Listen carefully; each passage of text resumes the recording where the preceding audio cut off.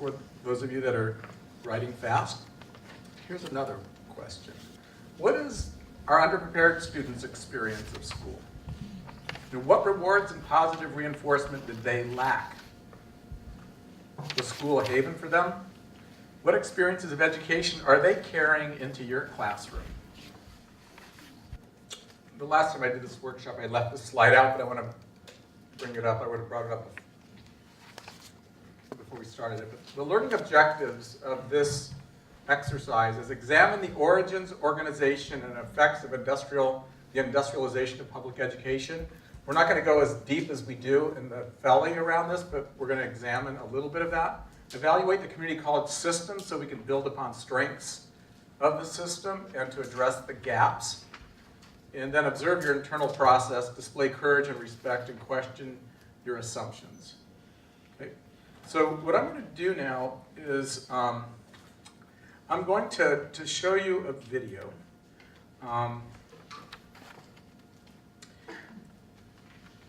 And it's called Changing Paradigms. So this is a TED Talk. Okay, so I want to stop for just a second. So what have you learned so far? Yes? Well, that it's possible to tell a story in which everything is true, but the main thing is left out, which is that the division of mental and manual labor, which actually predates the Industrial Revolution, dates back to the origin of class society, and that it's not just the education system, but the whole system of capitalist exploitation that's at stake. And I think without talking about that, we're utterly missing the point. Okay, great. What else have you learned? Don't everybody raise your hand at the same time? Yes. The pictures and humor make things more interesting. Good pedagogical techniques. Yes. Well, just a note, I think some of this still continues today. And how so is, I'm from the South, and more so in the South, we see the A&M types of universities and schools. I typically bring this up to my students when we study the souls of Black folks, because W. Du Bois mentioned this as well, where he argued for more of a classical education for the training of Black folks, which now can expand to include basically all minorities, here, mainly Blacks and Latinos here in California, here on West LA's campus. But in Booker T's debate was, go the A&M route. And if you look at the equity of schools now, you still see some of this, or at least I'm familiar with, how it still plays out and how some kids are still tracked or automatically routed to, in fact, I was told by a college, by a high school guidance counselor to apply to Florida A&M because I'd most likely definitely get there. Even though I was in the top 2% of my class, still go there, right? And I refused to. Yeah. Yeah, my high school counselors would never meet with me.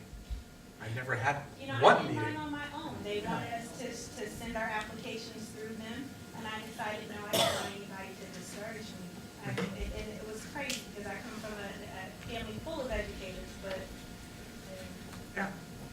Yes. Yeah, well, and this is, all of us have this knowledge from prior walking to this room today. But clearly for me, not only in my personal history, as someone who got an education and with that was somewhat emancipated. And from the particular circumstances of my home life as a child. But the bigger point that we're dealing with nowadays is that there's a specific connection between education. There's a point of view about education, and it's tied to the economic production of that particular time. So you just went through a whole lot of information there. And we have to keep that in mind because we are teaching not only for the enlightenment, to use one of the spaces of the education, but also for jobs. People are getting an education because they want to have better jobs. And when we have an economy of 80% service, those jobs are not there. Yes. Yes. Anyone else? Yes. Yeah, I just feel like, a couple of sort of lines of thinking were pointed out in some of the issues that we're encountering in education. And one is, of course, just the origins of the value system of academia are, I think a lot of us would agree, are certainly in some ways maybe a little bit outdated. And it seems to me kind of what this implies is that even in the 50s when this, community colleges were being created, that was already kind of outdated, but we had a message that could still sell it, which was if you do this, you will get a job. Now, not only is the system outdated, but the message isn't working, and it's like with the two both being broken, to try to tell our students what we're offering them or why they need to be doing what they're doing, it's sort of like, it's sort of a shrug the shoulders situation at sometimes, because it's like, well, you should get a degree because it'll probably help you in the future, but it won't, it becomes this, so we need to give them like a real practical, there was a practical reason to get an education before, we need a practical reason now, And there's a third issue too, is our students are coming in, over 60% of them are not prepared for college. Right. Okay, and so we're telling them, you've got to do this other stuff before you can even go to college, Yeah. or take college level courses. Yeah. And we put them into that, and then they go, oh, this is like high school. Because we're doing the same kind of pedagogy. So what did Einstein have? How did he define insanity? You're doing the same thing over and over again, expecting different results. Yes? I just like how it was flashed up really quick that the gene pool in academia is that some people really can't be taught anyway. And I think that whether people want to bring that to a conscious level, that is kind of the lack of expectation through K through 12 and even community college, like this is not really my problem. If you don't get it, it's because you didn't get it and it's not my issue. Yeah. Yeah, and it's very interesting. When I started the program, I had people that would come up to me and say, many of your students are going to have learning disabilities. So that was like one big thing, they're going to have learning disabilities. And then others would say, if you can reach out and touch, 2 students in a semester and really change their lives, you will do something significant for the types of students. And over the years, 10 years of teaching now, these students, and I've talked to a lot of our faculty that teach these students, that they're really smart. Yeah. I mean, in terms of learning disabilities, I'd probably 10 out of the last 250 or 300 have real learning disabilities. It's not that. It's relevance, and it's about our pedagogy. How do you get them to understand that college is actually a relevant experience to them? And so what we're going to do is we're going to continue this. He's going to go into something that we don't really talk about or think about much. He's going to go to ADHD in terms of an epidemic, which, for some people it's real that they have this issue, but that's not what the point of this. Then he goes into the industrialization of education. So he talks about what does education look like when it takes on the industrial model. Okay, and so that's the part that I think is really important to look at and think about.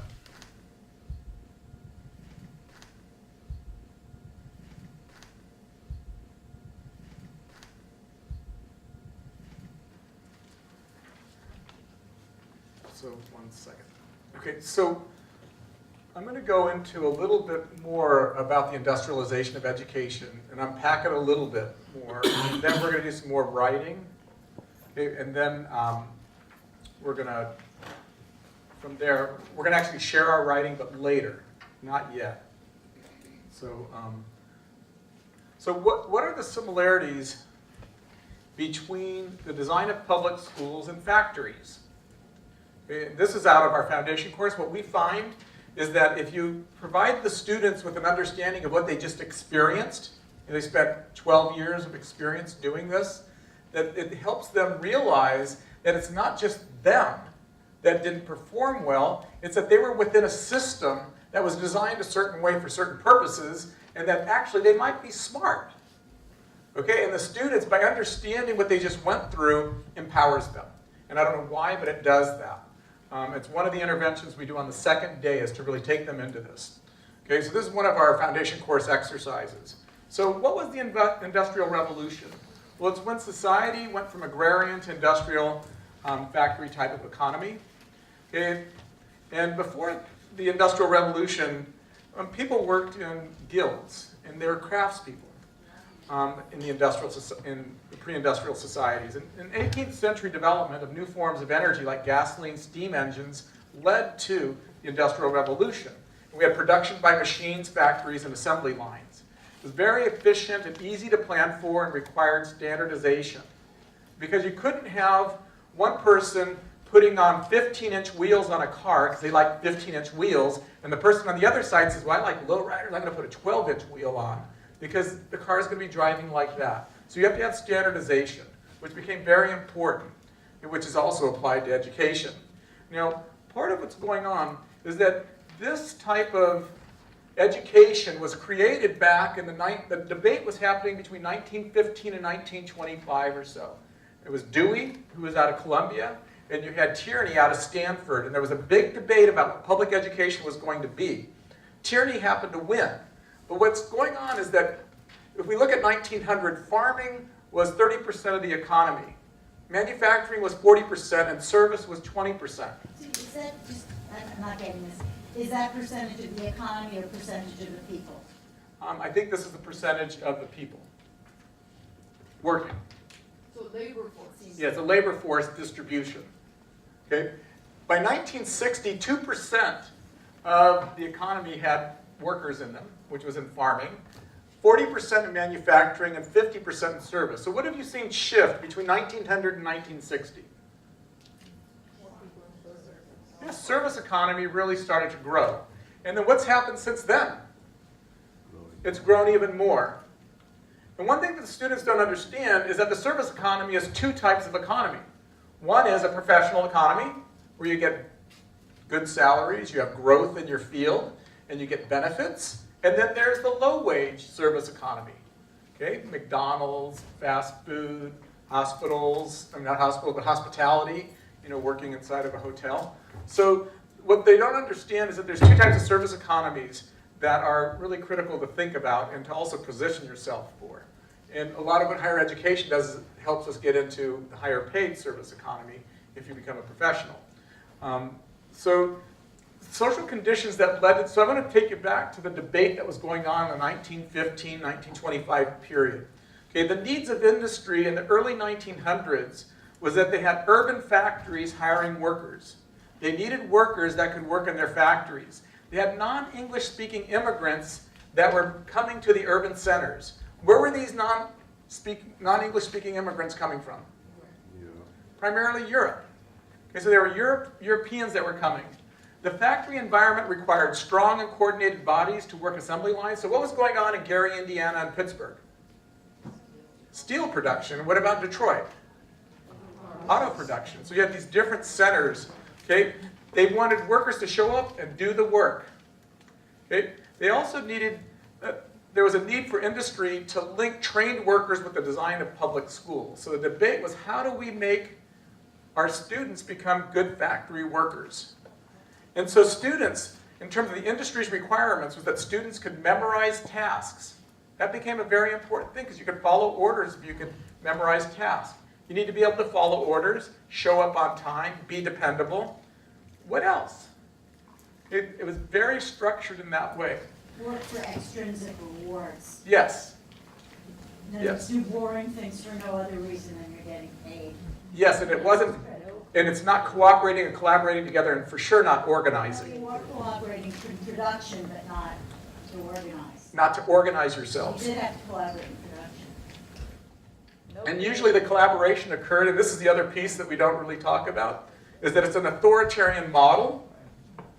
Okay, and most of us don't know anything but an authoritarian model. I mean, we may have very progressive values and stuff, but when you go to organize, you'll probably organize around an authoritarian model. The reason for it is, when you were in your family, was there an authority? Yeah. Who was it? Yeah. And if you went to school, was there an authority? Your teacher. So what about if you went to the doctors? The doctor's the authority. What about if you went to church and you weren't Jewish or Quaker or something? What was that like? You had the pastor. And what about if you went in the military? The water we swim is authoritarian, and we don't know there's a difference. Okay? So if you look at a lot of the progressive groups in the 60s and 70s, You know, a lot of them organize themselves as authoritarian models. Okay, we just do that because we don't know anything but that. Even though there's a huge literature out there on self-managed work teams and that whole thing. So what's the effect of the Industrial Revolution on education? Well, education became dominated on scheduling. Just think about it. Can you have a 4.5-hour class 1 day a week if you want?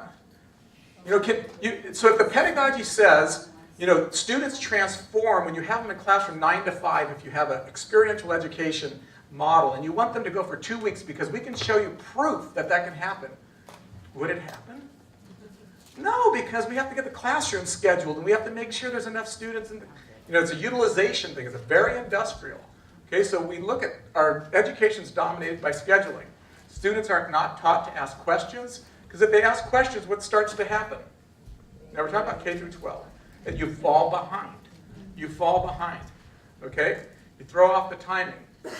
Teaching to standardized tests, you know, it's happening now. Tests have biases. You know, there's found errors. It's focused on weeding out students, judgments, and competition. I have this experience right now. My son's at Pasadena City College, at Cabrillo College. He's getting a computer science degree. That's what he's interested in. And they're making him take these classes that he's just going, why am I taking second semester calculus? It has nothing to do with computer science. I went, Jaden, you got to realize they need to weed students out, you know, because they can't have everybody going to computer science that wants to do that. You know, even if it has nothing to do with it, maybe getting your thinking to think that way is important, but there's no teacher that can tell them why does it apply to computer science. You know, discrete mathematics, he understands that. You know, oh yes, this applies. So even though I know Dale, she has ways of teaching it that would actually help them understand that. But it's this whole idea of weeding out students, judging, and competition. Okay, not focused on sharing. And unfortunately, teaming is a critical skill, you know, for careers with the future. They don't focus on who aren't performing, regardless of the reasons and backgrounds. If you don't do the work, then you're not supposed to be here. Or in K through 12, we put them in the trailer. Remember the trailer? You know, back on the back fence. They emphasize content, not process, because memorization is the key. Okay, and I'm going to show you a video in a moment of how things are changing. This whole idea of how relevant education is. It's not focused on thinking, no learning moments, because there's no time for it. Okay, content memorization, multiple choice tests. Okay, no room for imagination, creativity. So the industrial requirements for public schools today is that students need to become professionals. They need to think rather than follow orders. The types of professions we're training students for, be it more liberal arts or be more career technical, is that it's going to require thinking rather than following orders. It's working in teams, especially self-managing teams, leading and taking action, communicating effectively and listening, self-managing, and what other skills do you think we need? Who's the we? What's that? Who's the we? We is our society. I'm going to question that assumption that everyone in our society has a common interest. In other words, I think that it continues to be true that the captains of industry, or whatever you want to call it, or the 1% of Wall Street, have an interest in profiting off of the labor of everybody else and keeping the people they can't profit from sufficiently pliable and patriotic that when they start a humongous war, they can draft and then have them fight for them. I just don't think that's the interest of the majority of us. So I don't think we can talk about the interest of our society. I think we have to ask in the interest of which class in our society. I think that's a good point. So one of the things my father taught me when I was in high school, you know, I was being chased by the police once, and they brought me home, and you know, my dad was upset with me, and he says, you need to understand, Diego, that the purpose of school and what's going on in our society is they're trying to create good soldiers, you know, and that's really the purpose of it. So that was an interesting insight that he gave me. But what do you think is needed? Because if we want to talk about engaging our students in, let's say, social change. I was a community organizer in the 1970s. I worked for an organization called the American Friends Service Committee. Okay? I worked on Stop Banking on Apartheid. You know, 4 years before South Africa shifted, or more than that, it was the mid-70s. Okay? Did community organizing. My sense is that our students need to learn how to organize. They need to learn how to organize. And one of the key things to organizing is listening. Because you don't organize because you have an idea and you go organize. Organizing is about listening to people that are trying to figure out how do they fix something. So what are the skill sets that they need for doing that? So what are the skills that our students need that go beyond memorization? That go beyond. They need to know how to research. They need to be able to look at something in a critical manner, in a constructive way. Mm-hmm. Not just hear something, take it for what it is, but to question it. Yes. Yeah. And to question the teacher that's telling them. Exactly. Yeah. Yes. Be able to problem solve. Uh-huh. I teach child development, so a lot of what you're talking about is what I talk about Yep. daily.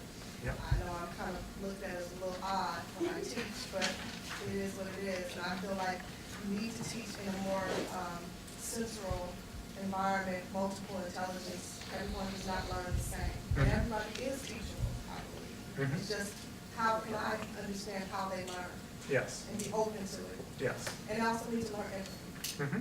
Yes, more empathy for sure. And that's a very important skill as you work in your life. Because people that actually become effective leaders have empathy. Yes. Do you think getting away from more of a pedagogical way of teaching to an andragogical way of thinking, so they're engaged in what they and motivated to learn? Mm-hmm. Yes, which requires relevancy. And we're going to go into that. We're going to go into relevancy of education. What are the strengths of our students that we can build on? We're going to go into that. We're going to first go into the root cause of the issue. Yes. To be really great speakers, if historically you look at people that did social change, they were able to speak to a wide range of people and gather a lot of people together. Mm-hmm. Mm-hmm. Yeah, and they've also found that servant leaders are people that are good at listening to people and helping articulate back what the group wants. So it's our sense of articulation that may not be the great speaker that speaks to thousands, but actually be able to articulate what's going on in a group to help them get what they need. Yes? I think it goes a lot along with critical thinking and also kind of research and that, but just having an expansive worldview, not being stuck in their own worldview. I find that it's a surprise, because I didn't grow up in California, I grew up in Nebraska. And when I came here, the thing that shocked me the most about the people I met in LA was how unaware they were of the world outside of Los Angeles. And there is still a world outside of Los Angeles. No.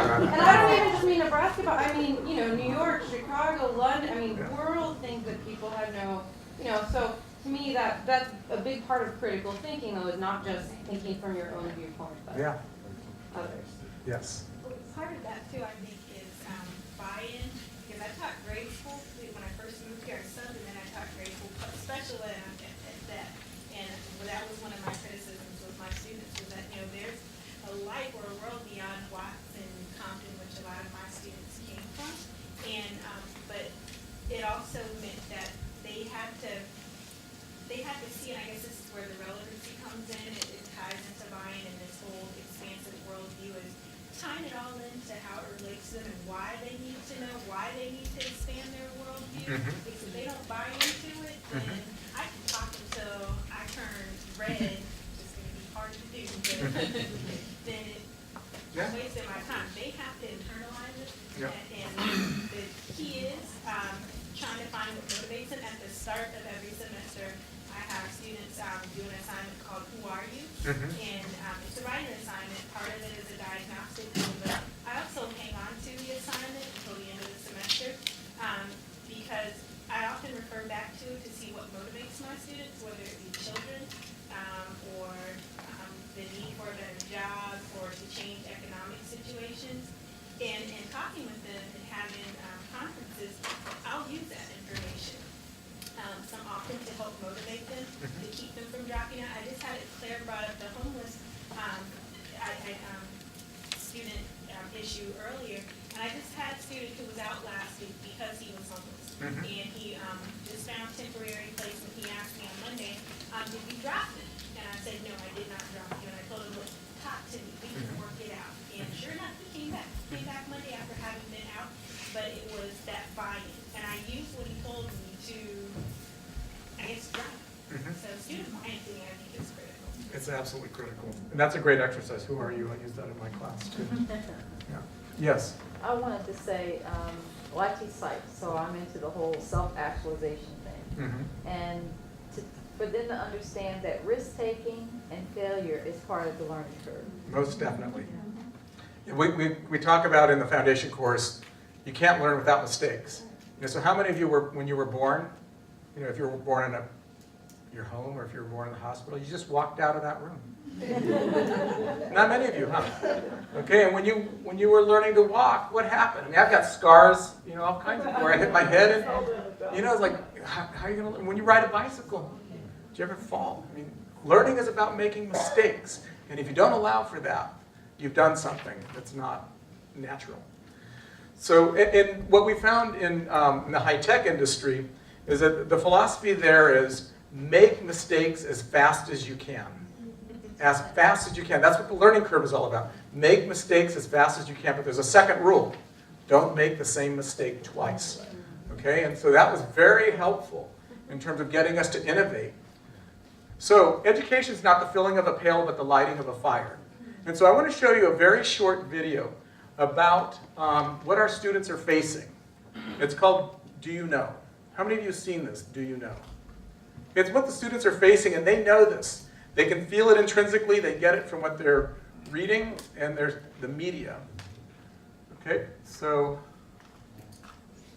I've got to figure out how to make this bigger without having it leave this screen, so I think I'll do it like